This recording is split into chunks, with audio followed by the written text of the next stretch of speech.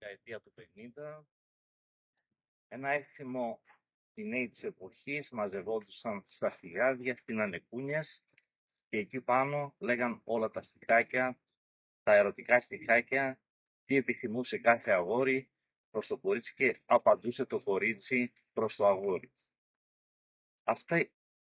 Αυτό το έθιμο σταμάτησε γύρω στο 1955 και έκτοτε οι κούνιες χαθήκανε. Το 2001 με απόφαση του Υπουργείου Παιδείας διοργάνωνε πανελλήνιους αγώνες, μαθητικούς αγώνες, μουσική χώρο και είχε βάλει υποχρεωτικά να είναι και ένα χρόνο.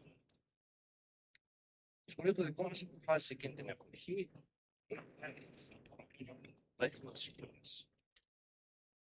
Παίρνουμε την θέση στη Σύρο, ανεβαίνουμε στην Αθήνα, πάμε στους τελικούς και παίρνουμε την δεύτερη θέση πανελλήνια. Σε μια πανελλήνια συνάντηση που είχαν, πρώτη θέση πήρε η Δράμα, θυμάμαι, και εμείς πήραμε τη δεύτερη θέση. Το 2004-2005 κάνουμε την πρώτη εμφάνιση αναβίωσης στην πιάτσα και εκεί ο πολιτιστικός δίνει την πρώτη εμφάνιση όσον αφορά την αναβίωση του εθήμου. Και έκτοτε αρχίζει κάθε χρόνο να αναβιώνουμε το έθιμο της κούνιας. Μπορούμε να πούμε μερικά στοιχεία για αυτό το έθιμο, τι περιλαμβάνει?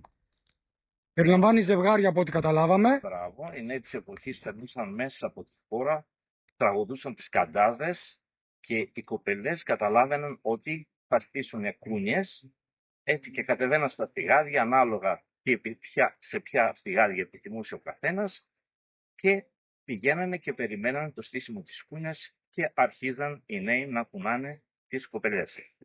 Ποιοι έστειναν τις κούνιες, τα κορίτσια ή τα αγόρια? Τα αγόρια στείνανε. Τα οποία παίρνανε από αυτές τις πληροφορίες που μάθαμε, παίρνανε από τους καβοδέτες δίνοντας αυγά στους καβοδέτες και παίρνανε αλυσίδες και σκοινιά για να φτιάξουν τις κούνιες. Το έθιμο αυτό πόσο παλιό είναι? Είπαμε 1950. Δεκαετία του 50 σταμάτησαν οι κούνιες. Για ποιο λόγο? Σταμάτησαν οι κούνιες, δεν ξέρω για ποιο λόγο. Εγώ πολλά στοιχεία πήρα από την κυρία Ποθητού, επίσης από την κυρία Μπουζαλάκου, η οποία μας έδωσε πάρα πολλά στοιχάκια όσον αφορά τις κούνιες και έτσι δέσαμε αυτό το έθιμο της κούνιας. Σήμερα πώς βλέπετε τη συμμετοχή των νέων? Συμμετέχουν οι νέοι? Όχι όπως παλιά. Παλιά υπήρχε μεγαλύτερη συμμετοχή δηλαδή. Πιστεύω ότι οι νέοι θα πρέπει να αγκαλιάσουν το έθιμο αυτό και γιατί έτσι πρέπει να παραμείνει. Τώρα είναι 2 δεκαετίες, πάμε πάρα πολύ καλά. Είμαι πάρα πολύ ευχαριστημένος που συμμετέχω κάθε χρόνο σε αυτές τις εκδηλώσεις της κούνιας και πρέπει οι νέοι να αγκαλιάσουν όπως και με το χορό αλλά και με την παράδοση και με το έθιμο της κούνιας.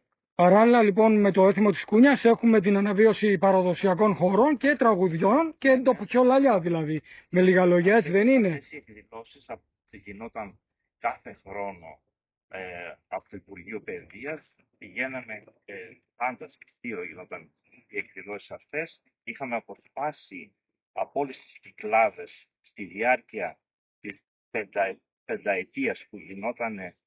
Πήραμε 4 νίκες πρώτες θέσεις και πήγαμε Θεσσαλονίκη, Αθήνα, ανάλογα που γινόταν η τελική των πανελλήνιας εκδηλώσεις.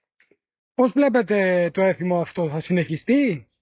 Υπάρχει δυναμικότητα? Πιστεύω ότι με τη θέληση που υπάρχει μέσα από το Σύλλογο, αν προσπαθήσουν οι γονείς να πείσουν τα παιδιά ότι πρέπει να παραμείνει άσβεστη αυτή η επιθυμία της κούνιας, πιστεύω ότι θα συνεχιστεί.